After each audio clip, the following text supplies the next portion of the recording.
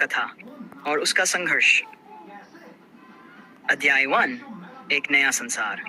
वृक ने सप्तक के रत्न प्राप्त कर महायोद्धा का दर्जा तो हासिल कर लिया था, लेकिन ये केवल शुरुआत थी। उसकी जीतों के बाद भी संसार में शांति पूरी तरह स्थापित नहीं हो पाई थी। जैसे ही वृक ने अपनी शक्तियों का नियंत्रण पाया, उसे एक और चुनौती का सामना करना पड़ा। एक नया संसार जो उसके लिए अज्ञात था, लेकिन वह उसी संसार का हिस्सा बन चुका था। यह दुनिया थी नवभूमि, जो पृथ्वी के समानांतर एक और ब्रह्मांड में बसी थी। नवभूमि को देवताओं और राक्षसों के बीच सदियों से चल रहे युद्ध ने विभाजित कर दिया था। इस धरती पर अराजकता फैली हुई थी, और यही वह जगह थी जहां वृक को अपनी सबसे बड़ी चुनौती का सामना करना था। अध्याय 2, प्रेम का आगमन। नवभूमि में प्रवेश करते ही वृक का सामना एक रहस्यमयी योद्धा से हुआ। उसका नाम था संध्या। वह अत्यंत सुंदर, साहसी और अपनी शक्तियों से पूरी तरह परिचित थी। उसका लक्ष्य भी वृक के समान था, संसार में न्याय और शांति की स्थापना करना। जब वृक और संध्या की पहली मुलाकात हुई, तो दोनों के बीच एक अजीब आकर्षण था। वृक के मन में संध्या के प्रति एक अद्भुत खिंचाव महसूस हुआ। वह जितनी बहादुर थी, उतनी ही संवेदनशील भी। उसने भी वृक की वीरता और करुणा को पहचाना, और दोनों के बीच प्रेम पनपने लगा। लेकिन प्रेम की राह कभी आसान नहीं होती। संध्या का अतीत उसे चैन से जीने नहीं देता था। उसके पिता वज्रकाय, जो एक महान योद्धा थे, को नवभूमि के सबसे बड़े खलनायक महाकाल ने धोखे से मार दिया था।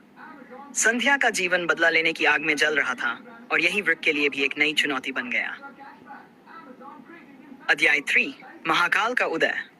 महाकाल नवभूमि का सबसे शक्तिशाली और खतरनाक शासक था। उसकी शक्ति असीमित थी, और वह राक्षसों का स्वामी था। महाकाल की शक्ति का स्रोत एक प्राचीन शक्ति थी, जिसे कालनाग कहा जाता था। एक ऐसा रत्न जो समय और मृत्यु को नियंत्रित कर सकता था। वृक को पता चला कि यदि महाकाल कालनाग का पूर्ण नियंत्रण प्राप्त कर लेता, तो वह पूरे ब्रह्मांड को विनाश की ओर धकेल सकता है। इस बीच महाकाल को वृक की शक्तियों का भी पता चल गया था, और उसने उसे अपना सबसे बड़ा शत्रु मान लिया। अब महाकाल और वृक के बीच एक अंतिम संघर्ष की स्थिति पैदा हो गई थी। मित्रों का गठबंधन। वृक अकेला नहीं था।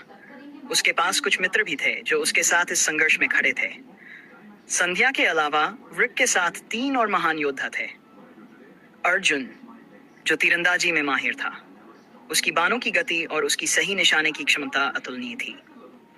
अर्जुन वृक का सबसे पुराना साथी था, जिसने वृक के साथ कई लड़ाइयां लड़ी थी। नागिनी, नागों की रानी, जो जहर और छल से लड़ने में माहिर थी। उसकी चालाकी और सूझबूझ उसे अद्वितीय योद्धा बनाती थी। नागिनी ने कई बार वृक की जान बचाई थी, और वह संध्या की अच्छी मित्र भी थी। बलराम, एक दैत्यकाय योद्धा जिसकी शारीरिक शक्ति असाधारण थी। उसका शरीर लोहे से बना प्रतीत होता था, और उसकी एक मार से बड़े बड़े शत्रु भी धराशायी हो जाते थे। वृक ने अपने इन मित्रों के साथ महाकाल की सेना के खिलाफ युद्ध की योजना बनाई। उन्हें महाकाल के 4 सबसे शक्तिशाली सेनापतियों का सामना करना था, जो नवभूमि के 4 कोनों में स्थित थे, और हर एक की अलग अलग शक्तियां थीं। महाकाल के 4 सेनापति अपने अपने क्षेत्र के राजा थे, और उनकी शक्तियां भी असीमित थीं। मेनरक्तज्वा, जो आग और लावा का नियंत्रण करता था, वह महाकाल का पहला सेनापति था, और ज्वालामुखी पर्वत पर रहता था। वृक और अर्जुन को रक्तज्वा से सामना करना पड़ा, जहां अर्जुन ने अपनी बाणों से उसका ध्यान बंधाया, और वृक ने अपनी अग्निधारा शक्ति से उसे परास्त किया। जलकांति, जिसने महासागरों पर अधिकार जमा रखा था।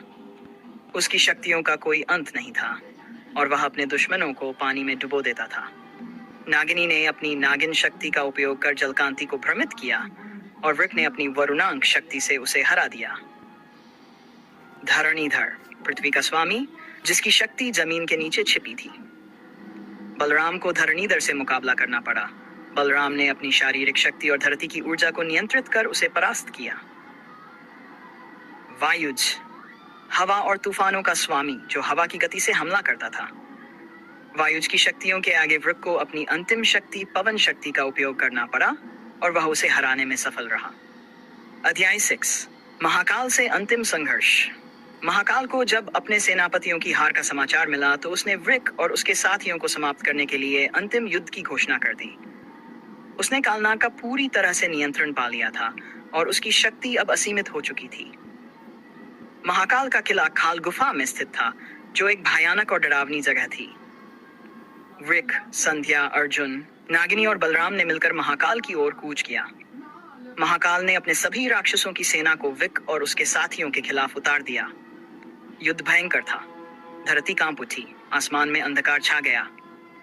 विक और उसके साथी राक्षसों से लड़ते रहे, लेकिन महाकाल को हराना आसान नहीं था। अंततः विक और महाकाल आमने सामने हुए। महाकाल ने कालनाग की शक्ति का उपयोग करते हुए समय को रोकने की कोशिश की, लेकिन वृक ने अपनी सप्तक शक्तियों का उपयोग कर उसे टक्कर दी। वृक के पास अब संपूर्ण शक्ति थी। वृक ने महाकाल के कालनाग को तोड़ते हुए उसकी शक्ति को समाप्त कर दिया। महाकाल की ताकत छिन्न भिन्न हो गई और वह हार गया। नवभूमि के लोग स्वतंत्र हो गए और संसार में फिर से शांति स्थापित हुई। अध्याय 7, प्रेम का विजय। महाकाल की हार के बाद नवभूमि में शांति और संतुलन लौट आया। वृक ने संध्या के साथ मिलकर नवभूमि के लोगों के जीवन को बेहतर बनाने का काम शुरू किया। अब उनका प्रेम भी परिपक्व हो चुका था। वृक और संध्या की प्रेम कहानी केवल उनके दिलों की नहीं, बल्कि उनके संघर्षों और एक दूसरे के प्रति असीम विश्वास की कहानी थी। दोनों ने मिलकर संसार को अंधकार से मुक्त किया और नवभूमि को एक नई दिशा दी।